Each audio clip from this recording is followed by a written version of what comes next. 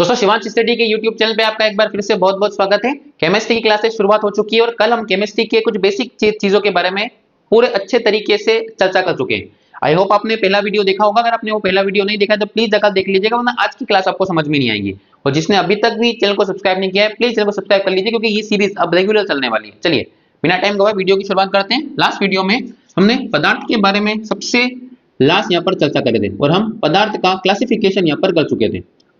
जो पदार्थ होता है हमने इसको एक डेफिनेशन में बांटा था कि पदार्थ जो होता है दुनिया के में समस्त स्थान जो क्या दुनिया की समस्त वस्तुएं जो क्या गिरती है, आपका स्थान घेरती है। दुनिया की वो समस्त वस्तुएं जो स्थान घेरती है तथा जिसका कुछ ना कुछ क्या होता है, द्रव्यमान।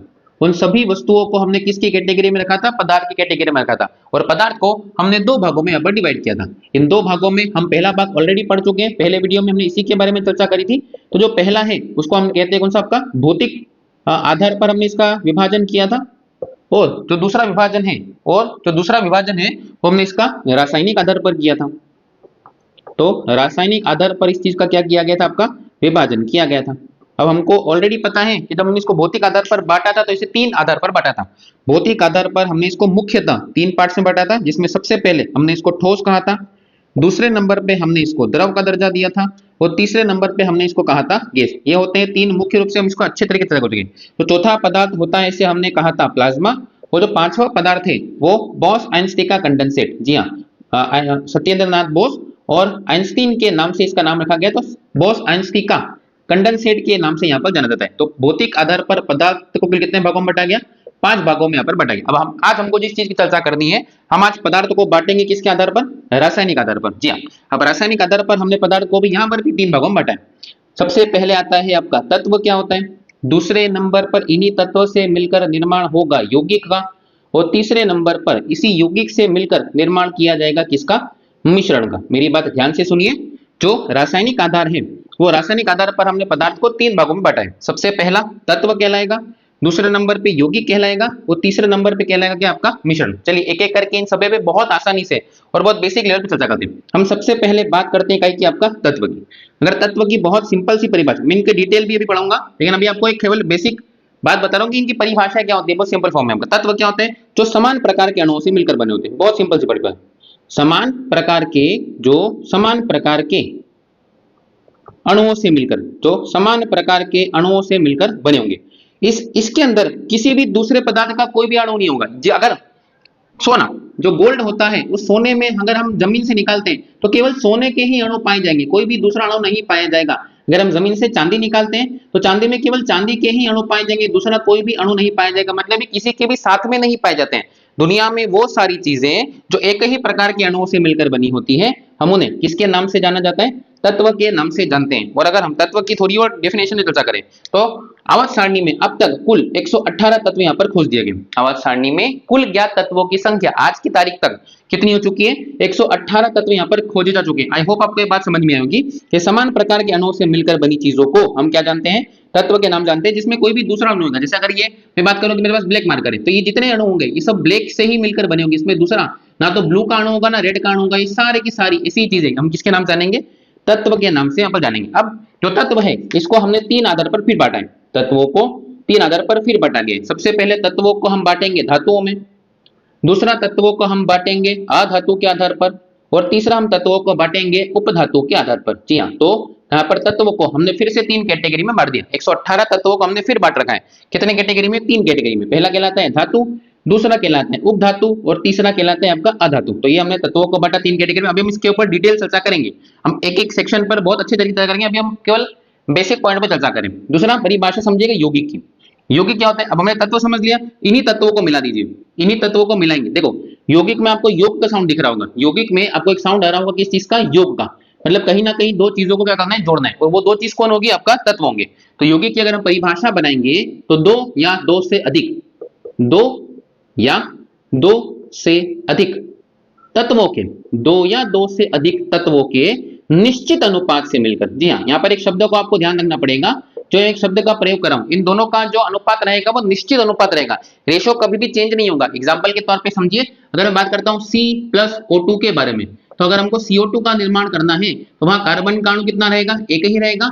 और ऑक्सीजन के अणु कितने रहेंगे, 2 ही रहेंगे, तभी जाकर किस चीज का निर्माण होगा, CO2 का निर्माण होगा। तो हमने परिभाषा क्या बनी है, 2 या 2 से अधिक, जरूरी नहीं कि कभी 2 होंगे, 2 से ही ज्यादा भी हो सकते हैं। तो 2 या 2 से अधिक तत्व कौन से अनुपात, निश्चित अनुपात से मिलकर हम किस चीज का निर्माण करेंगे, यौगिक का यहाँ पर निर्माण करेंगे। आई होप आपको ये डेफिनेशन समझ में होगी। तत्व को ही मिला दीजिए तो क्या बन जाएगा आपका यौगिक, लेकिन जो आपका मिलाने का रेशियो रहेगा वो फिक्स रहेगा। जैसे कि अगर हम बात करें SO2 की, तो हम सल्फर मिलाएंगे किसके साथ, ऑक्सीजन के साथ, तभी निर्माण किसका होगा आपका, SO2 का यहाँ पर क्या किया जाएगा, निर्माण किया जाएगा, जहाँ पे सल्फर का अणु कितना रहेगा 1 और ऑक्सीजन का अणु कितना रहेगा 2, तभी जाकर किसका निर्माण होगा, आपका यौगिक का निर्माण किया जाएगा। मैंने अभी बताया आपको कि जरूरी नहीं है कि 2 ही तत्व, हम 3 तत्व भी हो सकते हैं। जैसे आपने सुना होगा C6H12O6, और आपको ये पता भी होगा कि ये फॉर्मूला किस चीज का है, ग्लूकोज का फॉर्मूला है। तो ग्लूकोज का फॉर्मूला मतलब यहाँ पे देखो कार्बन का भी अणु है, हाइड्रोजन के अणु है और ऑक्सीजन का भी अणु, तो तीनों का रेशियो अगर हम बताएं तो 1:2:1 का रेशियो रहेगा। इसका 1:2:1 का रेशियो रहता है, इसका मतलब तीनों का रेशियो फिर से समान हो गया। तो निश्चित अनुपात में मिलने पर ही किस चीज का निर्माण होगा, यौगिक का यहाँ पर निर्माण होगा। अब हमने यहाँ पर यौगिक को भी कितने भागों में बांटा है, 3 भागों में बांटा है, ध्यान दीजिए, सॉरी 2 भागों में बांटा है। अब दुनिया में सबसे ज्यादा यौगिक पाए जाते हैं कार्बन के, तो इसकी कैटेगरी बना दी हमने। तो एक यौगिक को हम कार्बनिक यौगिक के नाम जानेंगे और एक यौगिक को हम अकार्बनिक यौगिक के नाम से जानते हैं। तो एक यौगिक हो जाएगा कौन सा, कार्बनिक, और एक यौगिक हो जाएगा आपका अकार्बनिक, ठीक है। अब तीसरा बात करते हैं हम, क्या होता है मिश्रण की।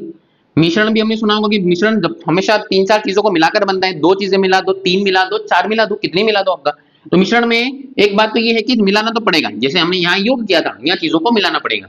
बस यहाँ पर कभी भी जो रेशो था, जैसे हमने यहाँ बात करा कि निश्चित अनुपात, यहाँ किसी भी रेशो में अनिश्चित अनुपात में मिलकर आप परिभाषा बिल्कुल सेम बना सकते हो, 2 या 2 से अधिक तत्वों के अनिश्चित अनुपात से मिलकर भी किसका निर्माण होता है, मिश्रण का निर्माण होगा। 2 या 2 से ज्यादा तत्वों के अनिश्चित अनुपात से मिलकर भी किस चीज का निर्माण होता है, मिश्रण का निर्माण होता है। तो एक एक बार मैं आपको इन तीनों की परिभाषा फिर समझाता हूं।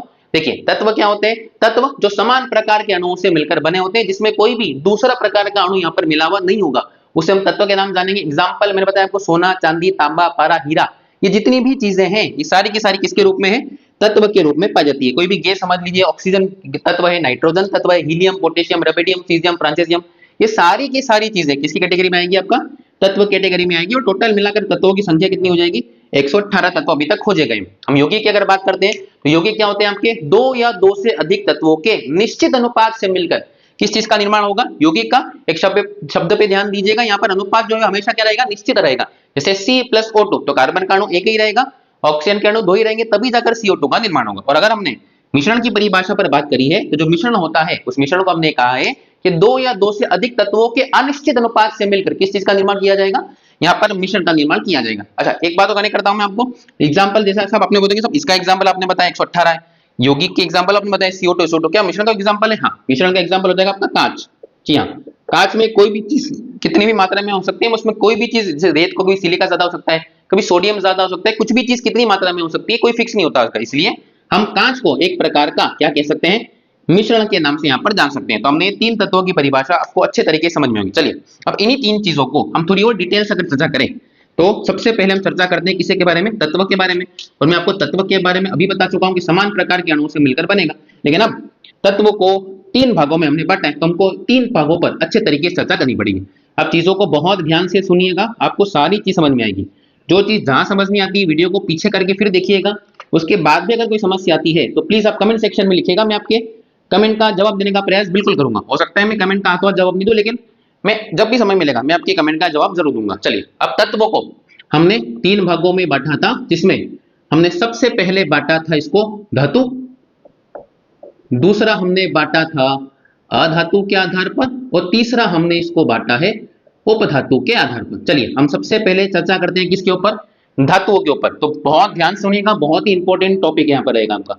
तो पहला हम एक साइड लिखते हैं किसको, धातुओं को लिखते हैं, ध्यान सुनिएगा। और दूसरा अगर ये चीज खत्म हो जाती इतने में आ जाएगी, तो इस तरह हम चर्चा कर लेंगे किसके बारे में, अधातुओं के बारे में। चलिए ध्यान सुनिए, सबसे पहले जो धातु होते हैं, ये आपने ये पॉइंट बहुत बार सुना होगा कि जो धातु है वो विद्युत तथा उष्मा के सुचालक होते हैं। जी हाँ, जो धातुएं हैं वो विद्युत तथा उष्मा की क्या होती है, आपका सुचालक होती है। अच्छा मैं एक पॉइंट और कनेक्ट करता हूं, जैसे हमने अभी तक संख्या पढ़ी थी कि जो तत्व होते हैं उनकी टोटल संख्या कितनी है, तो टोटल मिलाकर कितने तत्व हो जाएंगे आपके 118। इन 118 में से कुल मिलाकर आवर्त सारणी में 91 धातुएं। जी हाँ ध्यान दीजिएगा, आवर्त सारणी में कुल धातुओं की संख्या कितनी है, 91।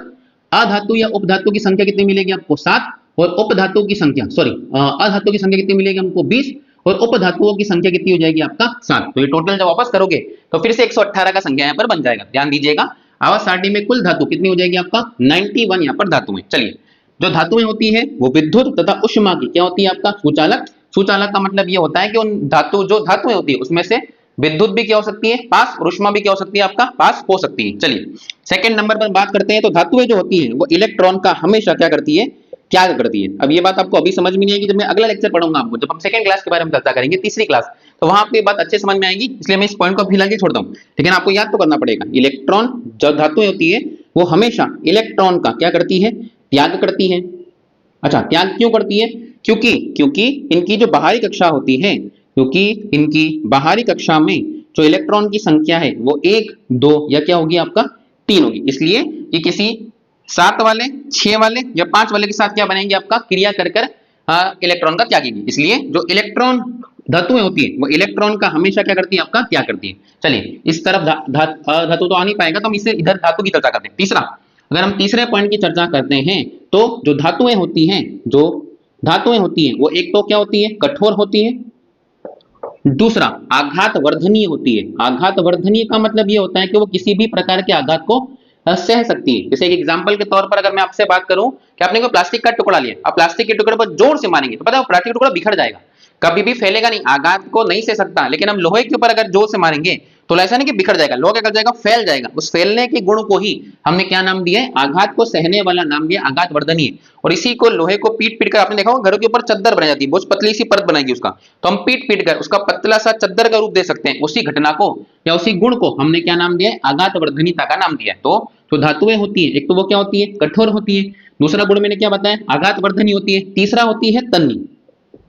अब ये तन्य का मतलब क्या होता है, तो तन्य जो होती है उसका हम पीट पीट कर क्या बना सकते हैं, तार बना सकते हैं। जी हाँ, तार का रूप दिया जा सकता है।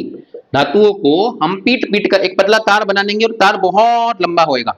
यहाँ से एक पॉइंट और मैं कनेक्ट करना चाहूंगा कि जो सोना होता है, जो गोल्ड है, वो दुनिया की सबसे अधिक तन्य धातु है। जी हाँ, दुनिया की सबसे अधिक तन्य धातु। ऐसा कहा जाता है कि अगर हम सोने को 1 ग्राम सोने को खींचकर तार बनाते हैं तो ऐसा कहा जाता है कि 2 किलोमीटर से लगाकर 3 किलोमीटर लंबा तार बन जाएगा। जी हाँ, और कभी भी सोना बीच में से टूटेगा भी नहीं, इतना ज्यादा तन्य होता है सोना आपका। तो सोने को धातुओं को हम पीट पीट कर क्या बना सकते हैं, गर्म करके तार का रूप सकते हैं। आप अधातुओं को तार का रूप नहीं सकते, धातु को जैसे गर्म करोगे खींचोगे ना वो टूट जाएगा आपका, लेकिन ये गुण धातुओं में पाया जाता है। तो धातुओं में सबसे अधिक तन्य धातु कौन सा हो जाएगी आपका सोना। तो यहाँ से हमारा एक पॉइंट और अच्छे तरीके से कनेक्ट होगा। चलिए अगले पॉइंट पर चर्चा करते हैं कि जो धातुएं होती है इनका जो गलनांक होता है, जो मेल्टिंग पॉइंट होता है, वो गलनांक हमेशा क्या होता है उच्च होता है। अच्छा, गलनांक उच्च होता है इसका मतलब क्या होता है कि वो बहुत जल्दी बहुत कम तापमान पे गर्म नहीं हो जाएगी। गलनांक का मतलब ऐसा पॉइंट जहां पर वो धातुएं गल जाए, पूरे तरीके से ठोस अवस्था से द्रव अवस्था में आ जाए, उस बिंदु को हम क्या बोलते हैं, गलनांक बोलते हैं। लेकिन धातुओं गलनांक बहुत ज्यादा क्या होगा आपका उच्च होगा। अगर लोहे को पिघालना है तो लगभग 800 डिग्री का तापमान लगेगा, तब जाकर लोहा पिघलना शुरू होगा। ये 150 डिग्री पर लोहा नहीं पिघलेगा। इसलिए हमने धातुओं को एक गुण दिया कि धातुएं क्या होता है आपका, इनका गलनांक हमेशा से क्या होगा आपका उच्च पाया जाएगा। धातुएं कठोर होती है, आघात को सहने वाली होती है, तन्य होती है। अगला हमने बताया कि धातुओं में गलनांक क्या होता है आपका उच्च होता है। इसी पॉइंट में अगर एक आगे पॉइंट बढ़ाते हैं तो धातुएं हमेशा मेल्टिंग साउंड पैदा करती है। जी हाँ, ये मेल्टिंग साउंड का मतलब होता है कि जब भी आप दो धातुओं को आपस में बजाएंगे तो टन से हो जाती है, इसीलिए घंटी धातु की लगाई जाती है। आप क्वेश्चन पूछ सकते हैं कि मंदिरों में धातु की घंटी क्यों लगाई जाती है, जो बजेगी ना तो बहुत अच्छा साउंड टन करके साउंड करेगी आपका।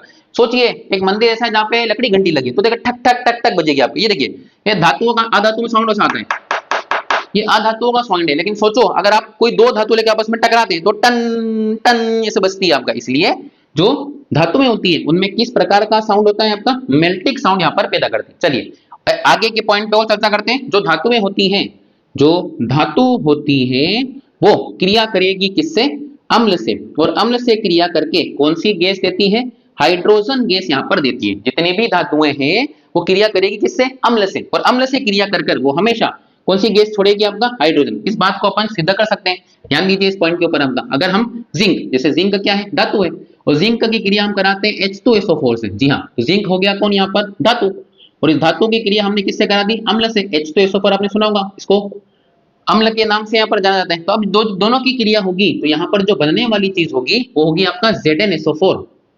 जिंक सल्फेट बनेगा और साथ ही कौन सी गैस रिलीज होगी आपका, हाइड्रोजन। तो हमने यही पॉइंट लिखा है कि जो धातुएं होती है, जो धातुएं होती है, यहाँ पर आप कॉपर को भी ले सकते हैं, तो यहाँ पर बनने वाला जो चीज हो जाएगा वो क्या हो जाएगा आपका, कॉपर सल्फेट का निर्माण होगा। यहाँ पर CuSO4 बन जाएगा और CuSO4 के साथ भी कौन सी गैस रिलीज होगी आपका, हाइड्रोजन। इसका मतलब जो धातुएं होती हैं वो जो धातुएं होती हैं वो अम्ल से क्रिया करके कौन सी गैस छोड़ती है आपका, हाइड्रोजन गैस यहाँ पर छोड़ती है। आई होप आपको ये सारे पॉइंट समझ में आ रहे होंगे। मैं फिर कनेक्ट करने का प्रयास करता हूँ। धातुएं विद्युत और ऊष्मा की क्या हो जाएगी आपका, सुचालक। मतलब इनमें बहुत इजीली, बहुत बहुत आसानी से ये दोनों चीजें बह सकती है। इलेक्ट्रॉन का हमेशा से क्या करेगी धातुएं, क्या करती हैं, क्यों, क्योंकि इनकी बाहरी कक्षा में 1, 2 या 3 इलेक्ट्रॉन होते हैं। धातुएं कठोर होती है, आघात को सहने वाली होती है, तन्य होती है। आघात को सहने वाली मतलब उसको हम मार सकते हैं, वो फैल जाएगी आपका। तन्य मतलब इनका तार बना सकते हैं आपका। अगला मैंने बताया दुनिया की सबसे अधिक तन्य धातु कौन सी होती है, सोना। जो 1 ग्राम सोना लगभग 2 किलोमीटर से 3 किलोमीटर लंबा क्या बना पाएगा, तार बना पाएगा। अगला धातुओं का जो गलनांक होता है वो क्या होता है आपका, उच्च होता है। बहुत कम गलनांक पे नहीं पिघलेगी, बहुत ज्यादा गलनांक होगा आपका। अगला धातुओं में कौन सा साउंड होता है आपका, मेल्टिंग साउंड। जब भी दो धातुओं का आपस में बजाओगे तो टन टन करके साउंड करेगी, इसी साउंड को हम मेल्टिंग साउंड के नाम से जानते हैं। अगला धातुओं की जब भी क्रिया अम्ल से कराई जाएगी तो कौन सी गैस देगी आपका, हाइड्रोजन गैस यहाँ पर देती है। आगे और पॉइंट पर चर्चा करते हैं। तो जो धातुएं होती हैं इनमें क्या पाई जाती है, चमक यहाँ पर पाई जाती है। जी हाँ, धातुओं में चमक पाई जाती है, धातुओं में चमक पाया जाता है। चमक का गुण, धातु चमकती है, देखना लोहा चमकेगा, स्टील चमकता है, चांदी चमकेगी, सोना चमकेगा, ये सब चीजें, पारा चमकता है, इनमें बहुत ज्यादा शाइनिंग होता है। तो शाइनिंग का कारण क्या है, शाइनिंग का कारण ही है कि धातु में बहुत ज्यादा मात्रा में क्या पाई जाती है आपका, चमक यहाँ पर पाई जाती है। इन सभी पॉइंटों को एक बार कृपा करके ध्यान से देखिए, आपको ये सारे पॉइंट बहुत अच्छे तरीके समझ में आएंगे। चलिए एक बार रीडिंग लगाइए, मैं आपको साइड में हट जाता हूँ ताकि चीजें आपको बहुत अच्छे से दिख पाए। आप साथ साथ में रिवीजन भी करते रहिए ताकि आपको सब समझ में आता रहेगा। मैं देख लेता हूँ तब तक स्क्रीन बराबर चलती कि नहीं चल रही है।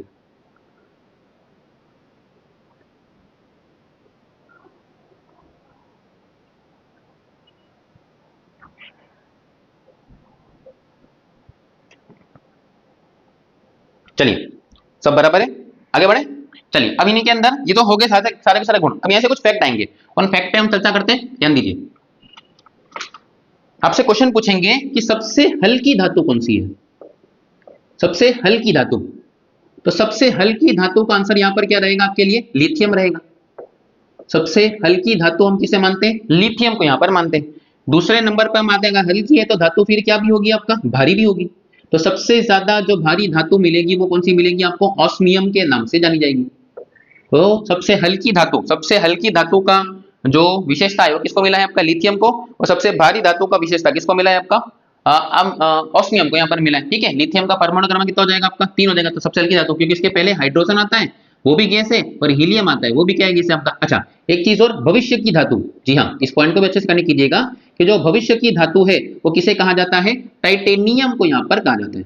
भविष्य की धातु हम किसे कहते हैं, टाइटेनियम को कहते हैं। तो ये हमारे सारे के सारे गुणों में किस चीज के, हमारे धातुओं के यहाँ पर गुण समाप्त होते हैं। आपने ये सारे पॉइंट बहुत अच्छे समझ में होंगे। अब इसी का, इन्हीं पॉइंटों का अगर आप उल्टा कर देते हैं, विपरीत कर देते हैं, तो यही सारे के सारे गुण किस चीज के हो जाएंगे, अधातुओं के गुण भी कहलाएंगे। चलिए हम आप ही के साथ मिलकर चर्चा करते हैं। इन्हीं पॉइंटों को उल्टा करना है, लेकिन हाँ अधातुओं में थोड़े थोड़े अपवाद की स्थिति बनेगी, तो अपवाद की स्थितियों को आपको थोड़ा सा ध्यान देना है। चलिए आई होप आपको ये सारी चीज समझ में आ रही होगी। हाँ अब आपकी बहुत सारों की एक समस्या भी है, सब हमको नोट्स का बड़ा समस्या होता है। जैसे आप तो बोर्ड पर देख के पढ़ा देते हैं या स्क्रीन पर देख के पढ़ा देते हैं। जैसे हम जो लास्ट वीडियो था हमने स्क्रीन पर बनाया था, लेकिन हमको नोट्स की समस्या आ रही, तो आपकी समस्या का समाधान में करने का प्रयास करूंगा। मैं सोच रहा हूँ इसके बारे में कुछ, अगर एक नोट्स का चीज हो पूरा हो जाता है तो ये बहुत ही अच्छा रहेगा आपके लिए। तो मैं इसके बारे में थोड़ा विचार कर रहा हूँ। जब भी इस चीज का सोल्यूशन मिलेगा मैं आपको सोशल मीडिया के माध्यम से उसका बिल्कुल अपडेट करूंगा। ठीक है, चलिए अब हम सेकंड नंबर पे चर्चा करते हैं किसके बारे में, अधातुओं के बारे में। तो अधातु के गुण मैंने बताया, जो जो गुण हमने धातुओं के पढ़े वो गुण एग्जैक्टली क्या हो जाएंगे आपके, विपरीत हो जाएंगे। और विपरीत क्या क्या हो जाएगा, ध्यान समझिए। पहला, इस प्रकार मैंने बोला था कि धातुएं विद्युत तथा उष्मा की क्या होती है, सुचालक, लेकिन अधातुएं विद्युत तथा उष्मा की क्या हो जाएगी, कुचालक हो जाएगी। लेकिन लेकिन लेकिन यहाँ पर एक रहेगा आपका अपवाद, और जो अपवाद रहेगा वो अपवाद रहेगा कौन, ग्रेफाइट।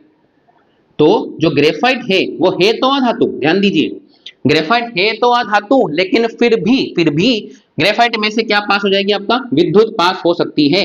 इसलिए जो ग्रेफाइट है वो विद्युत का क्या कहलाएगा, सुचालक कहलाता है। ये पॉइंट आपके लिए काफी इंपॉर्टेंट, ध्यान दीजिएगा। अच्छा मैंने आपको एक बार बताया आपका कि उष्मा का भी धातु क्या, अधातु क्या होती है, कुचालक होती है। धातु है सुचालक, क्या हो जाएगी आपका कुचालक। लेकिन जो ऊष्मा होती है एक आता है अभ्रक, जिसे हम माइका भी कहते हैं। आंध्र प्रदेश में सबसे ज्यादा निर्माण होता है इसका। तो अभ्रक जो है वो है तो कौन, अधातु, लेकिन फिर भी अभ्रक से भी क्या पास हो जाएगी आपका, ऊष्मा पास हो सकती है। तो यहां पर आपके कितने अपवाद हो जाएंगे, 2 अपवाद हो जाएंगे। विद्युत का अधातु है, विद्युत की क्या होती है आपका कुचालक, लेकिन ग्रेफाइट में से विद्युत पास हो सकती है।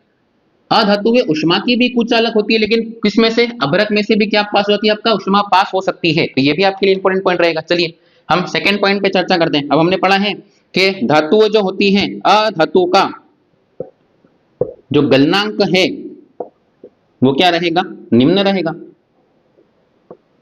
अगला पॉइंट, धातुएं कठोर, अधातुएं कठोर नहीं होती। तीसरा, अधातुएं आघात को नहीं सह सकती। अगला, अधातुएं क्या नहीं होती, तन्य नहीं होती। यही सारे के सारे पॉइंट क्या हो जाएंगे, धातुओं के उल्टे हो जाएंगे। हमने पढ़ाया अधातुएं गलनांक क्या होगा आपका, निम्न होगा, बहुत जल्दी गल जाएगी आपका। कठोर नहीं होती है। अधातुएं क्या होती है आपका, तन्य नहीं होती। लेकिन यहां पर भी एक अपवाद आएगा, हीरा। जी हाँ, हीरा जो है वो एक प्रकार का कौन है आपका, अधातु है। लेकिन हीरा दुनिया की सबसे ज्यादा कौन सी धातु है, कठोर धातु है। जी हाँ, हमने पढ़ा ना कि धातुएं क्या नहीं होती है आपका, कठोर नहीं होती है। लेकिन हाँ, बाकी सब धातुएं कठोर नहीं होती, लेकिन एक धातु तो दुनिया की सबसे कठोर धातु है, वो कौन सी हो जाएगी आपका, हीरा। तो हीरा कई कैटेगरी में आएगा आपका, अधातु की कैटेगरी में आता है। ये पॉइंट आपको याद रखना है। चलिए हम धातुओं का एक पॉइंट और उल्टा करते हैं। जैसे हमने एक पॉइंट पढ़ाया था आपको कि जो धातुएं होती है वो इलेक्ट्रॉन का क्या करती है आपका, त्याग करती है। इसी के आगे लगा दीजिए क्या, अधातु है। तो अब एक त्याग करेगी तो ऑब्वियस सी बात है कि दूसरा क्या करेगी, ग्रहण करेगी। तो अधातु है इलेक्ट्रॉन को क्या करेगी आपका, ग्रहण करती है। और इसी के आगे कंटिन्यू करेंगे, क्योंकि अच्छा ग्रहण क्यों करती है, क्योंकि इसकी जो बाहरी कक्षा होती है, इनकी जो बाहरी कक्षा होती है, उस बाहरी कक्षा में इलेक्ट्रॉन पाए जाते हैं 5, 6 और 7। इसलिए अधातुएं क्या होती है आपका, इलेक्ट्रॉन को ग्रहण करती है। और इनकी बाहरी कक्षा में 5, 6 और कितने इलेक्ट्रॉन मिलेंगे हमको, 7 इलेक्ट्रॉन देखने को मिलेंगे। संख्या पर भी हम बात कर सकते हैं। अभी मैंने बताया आपको कि आवर्त सारणी में जो अधातुओं की संख्या है वो कितनी पाई जाती है आपका, 20 अधातुएं हैं। और इन 20 धातुओं में से 11 जो है वो कौन सी अवस्था मिलेंगे आपको, गैसीय अवस्था में पाई जाएगी। आई होप आपको ये सारे पॉइंट समझ में आ रहे होंगे। मैं एक बार आपसे रिक्वेस्ट करूंगा कि ये पॉइंट एक बार अच्छे से पढ़िए। आप हाथों हाथ रिवीजन करते जाइए। आप अभी वीडियो देखेंगे, बाद में नोट्स बनाएंगे, फिर रिवीजन करेंगे। हाथों हाथ नोट्स बनाते रहिए, हाथों हाथ चीजों को रिवाइज करते रहिए। मैं एक बार फिर स्क्रीन चेक कर लेता हूँ, कोई दिक्कत तो नहीं स्क्रीन के अंदर।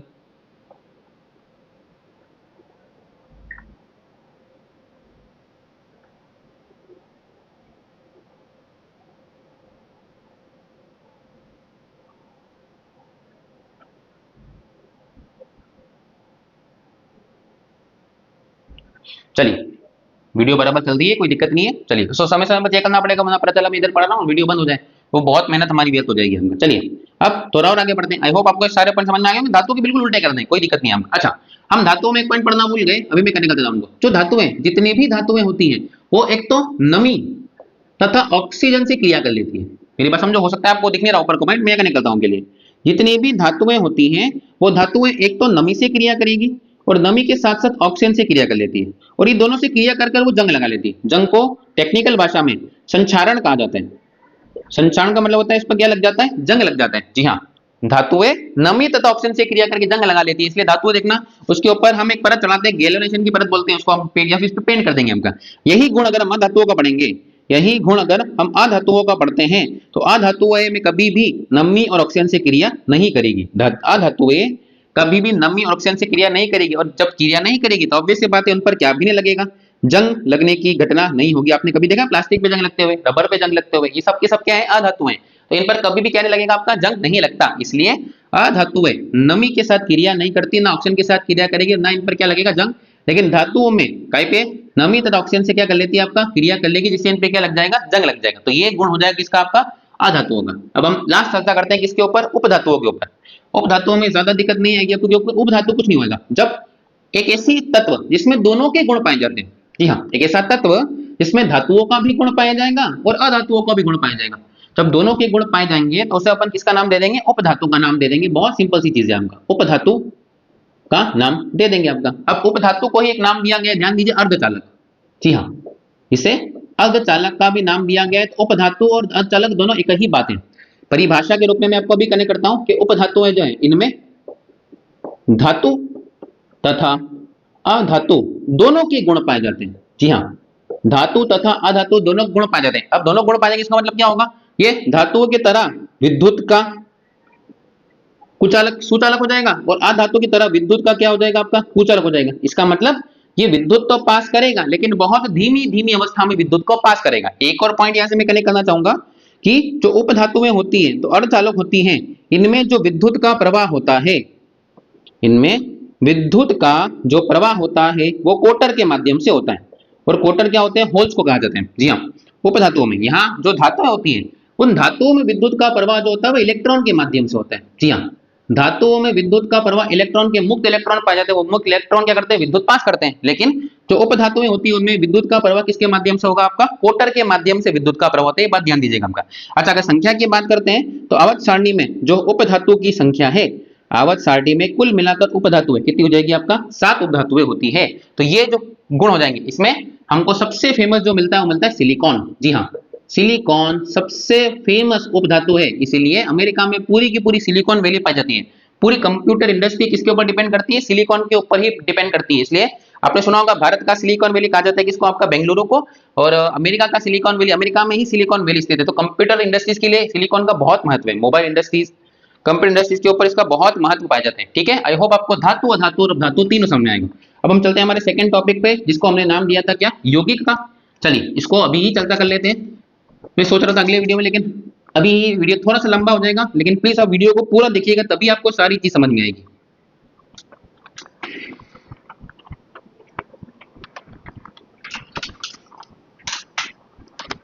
चलिए, अब दूसरा तत्व आता है कौन सा, आपका यौगिक।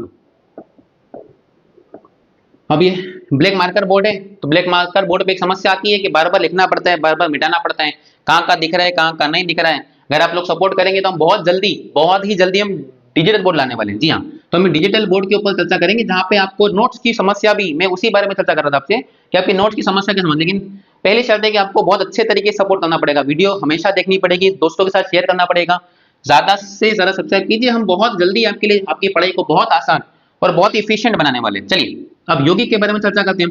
तो यौगिक हमको पता है कि यौगिक कितने प्रकार के होते हैं, यौगिक 2 प्रकार के होते हैं। पहला यौगिक होता है कौन सा, कार्बनिक यौगिक। कार्बनिक यौगिक का अर्थ होता है कि जिसमें क्या मिला हो, कार्बन मिला हो। इसका अगर आप उल्टा कर दोगे तो हो जाएगा कौन सा यौगिक, अकार्बनिक यौगिक। अकार्बनिक यौगिक जिसमें क्या नहीं मिला होगा, कार्बन नहीं मिला होगा। बहुत सिंपल सी बात हो जाएगी आपका, कार्बन मिला हो तो कार्बनिक, कार्बन नहीं मिला हो तो क्या कहलाएगा, आपका अकार्बनिक नाम से जाना जाएगा। चलिए कार्बनिक यौगिक के एग्जांपल क्या हो जाएंगे आपके, जैसे कि CO2, जैसे कि C6H12O6, ये सभी चीजों में क्या मिला हुआ है, कार्बन मिला हुआ है। तो ऐसे यौगिकों को हम क्या कहेंगे, कार्बनिक यौगिक के नाम से जानेंगे। और वहीं अगर हम बात करें अकार्बनिक यौगिक के बारे में, तो ऐसा यौगिक जिसमें काय की मात्रा नहीं पाई जाती, कार्बन की मात्रा नहीं पाई जाती, जैसे कि HCl। अब आप में से बहुत सारे बच्चे कहेंगे साहब आपने लिखा है HCl, तो ये देखिए C आ तो गया, इसका मतलब कार्बन आ रहा है। जी नहीं, हर C का मतलब कार्बन नहीं होता। जी हाँ, इस प्रकार हर पीली चीज सोना नहीं होती, उस प्रकार हर C का मतलब कार्बन नहीं होगा। यहाँ पर ये जो 2 तत्व हैं, वो एक तत्व हाइड्रोजन को डिनोट करता है, ध्यान से सुनिएगा, और ये जो Cl है ये अपने आप में सिंगल तत्व है, जो किसको बताता है, क्लोरीन को बताता है। मेरी बात समझ में आ रही है आपको। तो हर C का मतलब कार्बन नहीं, आपको तत्वों का पहचान होना आना चाहिए। यहाँ पे ये कार्बन ऑक्सीजन मिला हुआ है, यहाँ पे कार्बन हाइड्रोजन ऑक्सीजन तीनों मिला हुआ है। आप NH3CONH3, ये देखिए ये यूरिया का फॉर्मूला है। यहाँ पे नाइट्रोजन अलग है, हाइड्रोजन अलग है, कार्बन अलग है, ऑक्सीजन अलग है, नाइट्रोजन अलग है, हाइड्रोजन फिर अलग है आपका, ये सब अलग अलग तत्व है। लेकिन यहाँ पे हाइड्रोजन और क्लोरीन के साथ C अपने आप में क्लोरीन का क्या हो जाएगा, आपका एलिमेंट हो जाएगा। तो यहाँ पर ये इसका अगला SO2 जिसमें कार्बन नहीं है, अगला H2O इसमें कार्बन नहीं है। तो बहुत सिंपल सी परिभाषा, यौगिक में दुनिया में सबसे ज्यादा यौगिक किस चीज के पाए जाते हैं, कार्बन के, इसलिए हमने कैटेगरी बांट दी, क्या हो गया, कार्बनिक यौगिक। और जिसमें कार्बन नहीं पाया जाता ऐसे यौगिकों को हम किसके नाम जानेंगे, अकार्बनिक यौगिक के नाम से जानते हैं। अच्छा, यौगिक से एक बिल्कुल सिंपल सा क्वेश्चन पूछेंगे, आपको आना चाहिए। जैसे अगर मैं आपसे ये पूछता हूं कि क्वेश्चन बनाते हैं अपन कि जल के यौगिक में ऑक्सीजन के अणुओं की संख्या बताइए।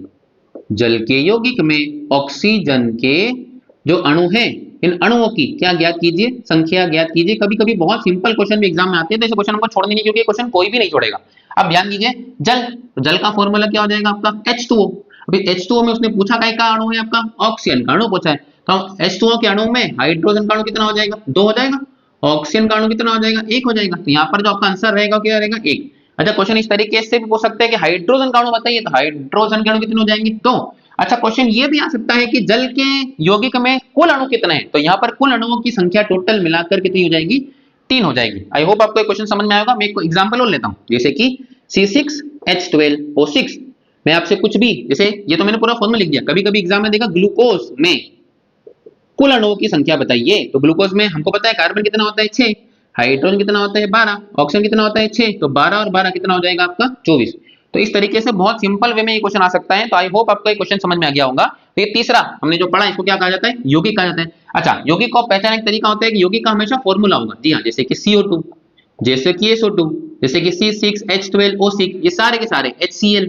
तो यौगिक को पहचानने का तरीका है कि यौगिक का हमेशा से क्या होगा, आपका फॉर्मूला होगा, और जो तत्व होते हैं इनका हमेशा सिंबल, जैसे कार्बन को हम बताते हैं C, ऑक्सीजन को हम बताते हैं O2, नाइट्रोजन को हम बताएंगे आपका N। तो तत्वों को पहचानने का तरीका होता है कि तत्वों का सिंबल होता है, और वहीं जो यौगिक होते हैं इनका हमेशा क्या होगा, आपका फॉर्मूला होगा। चलिए हम हमारे आखिरी टॉपिक की तरफ बढ़ते हैं। जैसे कि हमने स्टार्टिंग में पढ़ा था कि रासायनिक परिवर्तन को कुल कितने भागों में बांटा गया है, 3 भागों में बांटा गया है। इन 3 भागों में से सबसे पहले जो आएगा वो कौन आएगा, तत्व, जिसको हम पढ़ चुके हैं अच्छे तरीके से। तत्व को हमने बांटा धातु, धातु, धातु में। अब दूसरा हम पढ़ेंगे किसको, यौगिक को हम पढ़ चुके हैं। अब तीसरा जो हम पढ़ने वाले हैं वो हम पढ़ने वाले हैं किसको, आपका मिश्रण को। मिश्रण की परिभाषा में आपको अभी बता चुका हूं, क्या मैंने आपको स्टार्टिंग में बताई थी कि 2 या 2 से अधिक, 2 या 2 से अधिक तत्वों के अनिश्चित अनुपात से मिलकर, तत्व यौगिक में बस इतना सा ही अंतर है कि एक जगह अनुपात क्या हो जाएगा, निश्चित, और एक जगह अनुपात क्या हो जाएगा, आपका अनिश्चित अनुपात के नाम से जाना जाएगा। ठीक है। अब यहां पर जो मिश्रण है वो 2 प्रकार का होते हैं, ध्यान से सुनिएगा। एक को हम समांग मिश्रण के नाम से जानते हैं। समांग मिश्रण इंग्लिश वालों के लिए हेट्रोजीनियस शब्द का प्रयोग यहां पर किया जाएगा। और वहीं एक को हम विषमांग मिश्रण के नाम से जानते हैं। इसके लिए होमोजीनियस शब्द का प्रयोग किया जाएगा, इसके लिए हेट्रोजीनियस शब्द का प्रयोग इंग्लिश वालों के लिए, तो इसे विषमांग मिश्रण के नाम से जानते हैं। देखिए ये परिभाषा बहुत ही सिंपल है, क्योंकि ये परिभाषा नाम में लिखी हुई। समांग मतलब समान प्रकार का मिश्रण, वह मिश्रण जो क्या है, आपका समान है। अब मिश्रण समान होगा तो उसके अवयव एक दूसरे में आपस में बहुत इजीली क्या कर पाएंगे, घुल पाएंगे। समांग समान प्रकार का मिश्रण। और वहीं अगर विषमांग को तोड़ोगे तो विषम प्रकार का मिश्रण रहेगा। अब विषम रहेगा मतलब अलग अलग रहेगा, और अलग अलग रहेगा तो आपस में क्या नहीं करेगा, अच्छे से घुल नहीं पाएगा। इसीलिए तो हमने इसको नाम क्या दिया है, विषमांग मिश्रण का यहाँ पर नाम दिया है। मेरी बात ध्यान से सुनिए, समांग मिश्रण वो मिश्रण जो आपस में कण क्या करेंगे, अच्छे से घुल जाएंगे, और घुलने के बाद इनका पता नहीं चलेगा कि इनमें 2 चीजें क्या करी हुई है, घुली हुई है। जैसे कि मिश्र धातु, जितनी भी धातु होती है, अगर हम 2 धातु को मिला दें और गर्म करके तीसरा धातु बना दें, तो वो जो बनती है वो क्या कहलाती है, आपका मिश्र धातु कहलाती है। जैसे कि आपने सुना होगा तांबा, तांबा को मिला दो किसके साथ, पीतल के साथ, तांबा और पीतल मिलकर क्या का निर्माण करेगा, जिंक का निर्माण करेगा। जैसे पीताजी का ट्रिक होता है हमका ये पीतल, तो पीतल जो है वो मैं 2 गलत मिला दिया था, तांबा और किसके साथ मिलता है, जिंक के साथ मिलता है। तो तांबा और जिंक को हम मिला देंगे तो जो बना है ये क्या बना है, आपका मिश्रण बना है पीतल। वो कौन सा मिश्रण होगा, समांग। आप तांबे में से जिंक नहीं निकाल सकते कि घर जाके अपने पता चला जिंक अलग निकाले तांबा अलग निकाले, ऐसा नहीं होगा आपका इसमें। एक और मैं एग्जांपल देता हूं आपको, आपने पानी में घोल दी क्या, शक्कर। अब आपने जैसे ही पानी में शक्कर घोली है तो एक बार घोलने के बाद आप शक्कर पानी से क्या नहीं कर सकते, अलग नहीं कर सकते, क्योंकि वो बहुत अच्छे तरीके से क्या हो चुके हैं, मिल चुके हैं, वो कभी अलग नहीं होंगे। तो ऐसे मिश्रण को हम कौन सा मिश्रण बोलेंगे, समांग मिश्रण बोलेंगे। एक एग्जांपल हो सुनिए, दूध, दूध में आपने क्या मिला दिया, पानी। अब दूध में आपने जो पानी मिलाया है वो दोनों के अवयव कौन से अवयव थे, समान, तो वो अच्छे तरीके से मिक्स हो चुके हैं, वो कभी भी क्या नहीं होंगे, अलग नहीं होंगे। इसलिए ऐसे मिश्रण को हम कौन सा मिश्रण बोलेंगे, समांग मिश्रण के नाम से जानेंगे। लेकिन अगर हम 2 ऐसे अवयव मिलाते हैं जिनके गुण क्या होते हैं, अलग अलग, जिनके गुण विषम होते हैं, जैसे कि मैंने पानी में मिला दिया किसको, रेत को, तो ये दोनों कभी भी अच्छे तरीके से मिक्स नहीं हो पाएंगे, क्योंकि इनके अवयव क्या अलग अलग है। आप नाम में देखिए विषम होता है नाम हमका, तो दोनों के गुण क्या अलग अलग है, पानी के गुण अलग है, रेत का गुण अलग है, ये कभी भी एक दूसरे से बहुत अच्छे तरीके से मिल नहीं पाएंगे। इसलिए ऐसे मिश्रण को अपन किसके नाम से जानेंगे, विषमांग मिश्रण के नाम से जानेंगे। आप कुछ भी मिला दीजिए, कुछ भी। देखिए मैं एक एग्जांपल और लेने का प्रयास करता हूं। मान लीजिए एक मेरे पास ये ट्रे है, इस ट्रे में एक ऑरेंज की स्लाइस रखी हुई है, एक संतरा रखा हुआ है, एक एप्पल रखा हुआ है, एक कुछ कुछ रखा हुआ है, कुछ कुछ के सबके छोटे छोटे स्लाइस कटे हुए हैं। ठीक है, ये अलग अलग अलग अलग चीजें हैं आपका। अब जब ये हमको दिख रहा है कि सब अलग अलग है, इसका मतलब ये कौन सा मिश्रण हो जाएगा आपका? विषमांग, क्योंकि आपस में कभी भी क्या नहीं सकते, कोई पीला कलर है, कोई हरे कलर का है, कोई किसी कलर का है, किसी कलर का है आपका इसमें, तो ये जो दिख रहा होगा वो कौन सा मिश्रण हो जाएगा आपका? विषमांग मिश्रण कहलाएगा। लेकिन अगर इन सबको मिलाकर मैं मिक्सर में पीस देता हूं तो क्या अब आप इनको अलग कर पाएंगे? नहीं साहब, अब तो अलग नहीं कर पाएंगे। और जब अलग नहीं कर पाएंगे तो इसे मिश्रण को हमने क्या नाम दिया जाएगा? सममांग मिश्रण का नाम दिया जाएगा। वो कभी भी क्या नहीं हो पाएगा? अलग नहीं हो पाएगा। एक एग्जांपल और समझिए, एक आपने थाली में दो प्रकार की दाल ली, एक दाल ली आपने अरहर की दाल, एक दाल ली आपने मसूर की दाल। अब ये दाल जब बनी नहीं, अभी सूखी है, तो दाल में अगर आप इसे एक थाली में रख के करे हो तो क्या आप इसको अलग कर सकते हो? हाँ, बहुत आसान है अलग करना। आप अलग अलग को छाट दीजिए, तो अलग अलग छाट सकते हो, तो वो कौन सा मिश्रण हो जाएगा? विषमांग, क्योंकि वो मिला नहीं है। फिर इन्हीं दोनों दालों को मिलाकर में कुकर में डालकर सीटी लगा दी जाए तो अब ये दाल कभी भी अलग नहीं हो पाएगी, क्योंकि वो मिक्स हो चुकी है। तो ऐसे मिश्रण को अपन क्या बोलेंगे? सममांग मिश्रण का नाम देंगे। अब मेरा आखिरी पॉइंट ध्यान से सुनिएगा, अगर आप किसी भी सममांग मिश्रण को, अगर आप किसी भी सममांग मिश्रण को, सॉरी उल्टा बोल दिया मैं, अगर आप किसी भी विषमांग मिश्रण को सममांग मिश्रण बनाना चाहते हैं, आप किसी भी विषमांग मिश्रण को सममांग मिश्रण बनाना चाहते हैं तो आप उसमें मिला दीजिए जल, या फिर अच्छी भाषा में बात करें तो जलीय विलयन मिला दीजिए। अगर आप विषमांग मिश्रण में सममांग मिश्रण मिलाना चाहते हैं, विषमांग को सममांग बनाना चाहते हैं, तो उसमें क्या मिलाएंगे अपन? जलीय विलयन मिलाएंगे। इसका एग्जाम्पल समझिए, जैसे कि मेरे पास है सीमेंट और मेरे पास है रेत। अभी फिलहाल ये दोनों अलग अलग है, मैं इनको मिक्स कर दूं कितना भी, लेकिन मैं रेत अलग कर सकता हूँ सीमेंट, क्योंकि जो रेत के कण होंगे वो बहुत बड़े होंगे और सीमेंट के कण बहुत ज्यादा क्या होंगे? आपके पतले होंगे। लेकिन जैसे ही मैं इन दोनों, अच्छा जब ये सीमेंट और रेत अलग अलग है तो ये कौन सा मिश्रण हो जाएगा आपका? विषमांग मिश्रण हो जाएगा। लेकिन मैं इसको अगर सममांग बनाना चाहूं तो इन दोनों में क्या मिला दूंगा? पानी मिला दूंगा। मैं जैसे ही पानी मिलाऊंगा, अब ये दोनों मिक्स हो चुके हैं, सीमेंट को रेत से अलग नहीं कर सकते हैं, इसलिए वो कौन सा मिश्रण कहलाएगा? सममांग मिश्रण यहाँ पर कहलाएगा। तो वो मिश्रण कौन सा हो जाएगा? विषमांग, और ये मिश्रण कौन सा हो जाएगा आपका? सममांग। तो इसलिए विषमांग मिश्रण को सममांग मिश्रण बनाने के लिए हम उसमें कौन सा विलयन मिलाएंगे? जलीय विलयन यहाँ पर मिलाएंगे। आई होप आपको ये पूरी की पूरी क्लास बहुत अच्छे तरीके से समझ में आई होगी। अगर कोई चीज नहीं समझ में आई है, वीडियो को आगे पीछे करके अच्छे से देखिए, कॉपी पेन लेके बैठिए ताकि बहुत अच्छे तरीके से इन चीजों के नोट्स बना सके। और अगर फिर भी समझ में नहीं आया हो तो मुझे कमेंट सेक्शन में लिख के दीजिएगा। आप मेरा टेलीग्राम चैनल ज्वाइन कर सकते हैं, मैं आपको आपके इसके नोट्स यहाँ पर प्रोवाइड करवा दूंगा। और आप इंस्टाग्राम पे मैसेज छोड़ सकते हैं कि साहब मुझे बात समझ नहीं आई, आप वो डाउट्स हम सोल्व कर सकते हैं। इन सभी की लिंक आपको नीचे डिस्क्रिप्शन मिल जाएगी। आई होप वीडियो पसंद आएगा। वीडियो अगर आप अभी तक देख रहे हैं तो प्लीज वीडियो को लाइक कीजिए और एक अच्छा सा कमेंट नीचे लिखिएगा ताकि हमको मोटिवेशन मिले आपके लिए ऐसे इंटरेस्टिंग वीडियो बनाने के लिए। मिलते हैं अगली वीडियो में, तब तक के लिए जय हिंद।